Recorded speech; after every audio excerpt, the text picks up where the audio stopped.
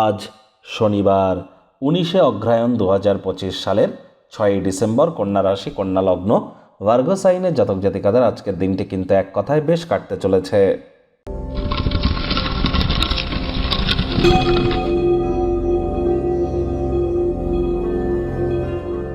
ভিডিওটির শুরুতেই স্ক্রিনে আপনারা দেখতে পাচ্ছেন শনিদেবের বীজ মন্ত্র ওম প্রাং প্রিং প্রং স শনিশ্চরায় নমঃ।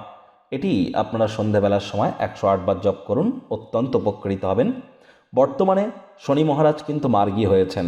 শনি মহারাজ কিন্তু এতদিন বক্রী ছিলেন, তিনি মার্গী হয়েছেন এবং 2026 সালের 27শে জুলাই পর্যন্ত একটানা প্রায় 7-8 মাস শনি মহারাজ মার্গীই থাকবেন।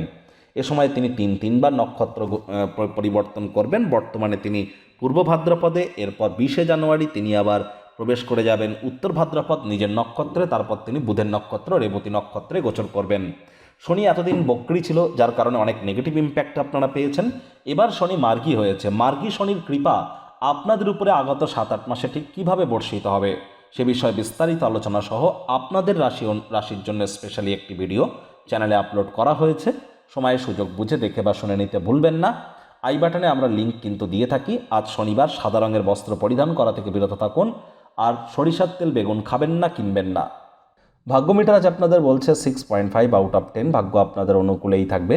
সম্পর্কের ক্ষেত্র এবং স্বাস্থ্যগত ব্যাপারে আপনাদেরকে একটু সাবধানতা অবলম্বন করেই চলতে হবে। আবেগপ্রবণ এবং জেদি প্রকৃতিকে নিয়ন্ত্রণে রাখুন, তা না হলে কোনো পার্টির মেজাজ আপনারা খারাপ করতে পারেন। আজ মায়ের তরফ থেকে, মামা মাতামহ মাতৃকুলের তরফ থেকে আর্থিক, মানসিক, সামাজিকভাবে আপনারা উপকৃত কিন্তু হতেই পারেন। কোনো স্থানে ভ্রমণ করলে নিজের মালপত্রের অতিরিক্ত যত্ন আপনারা গ্রহণ করবার চেষ্টা করুন। আজ আয় ইনকাম বাড়তে চলেছে। নতুন উদ্যোগ পরিকল্পনা নির্মাণ কার্যের শুরুয়াতও আজ করা যেতেই পারে। চাকরিজীবীদের অফিসে কম কথা বলে কাজ বেশি করতে হবে, তবেই বসের সুনজরে আপনারা পড়তে পারবেন। রাজনীতিবিদ যারা আছেন জনসংযোগ বৃদ্ধি করুন, সমাজে পপুলারিটিও আপনাদের ইনক্রিজ করবে। শিক্ষার্থী বিদ্যার্থীদের পড়াশোনায় মনোযোগ আর বৃদ্ধি করতে হবে।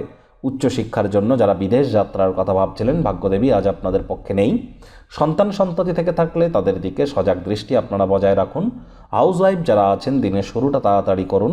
প্রেমিক প্রেমিকা, স্বামী স্ত্রী, ভালোবাসার মানুষের চরিত্র নিয়ে সন্দেহবাতিক যেন হবেন না। ডমিনেটিং নেচারের হলেই কিন্তু মারাত্মক ক্ষতি। গৃহের পরিবেশে কোনো প্রকার অশান্তি করা থেকে বিরত থাকুন। পরিবারের সদস্যদের সঙ্গে সময় যদি না কাটান তাহলে গৃহে কোনো না কোনো সমস্যা কিন্তু আপনারা আশা করতেই পারেন।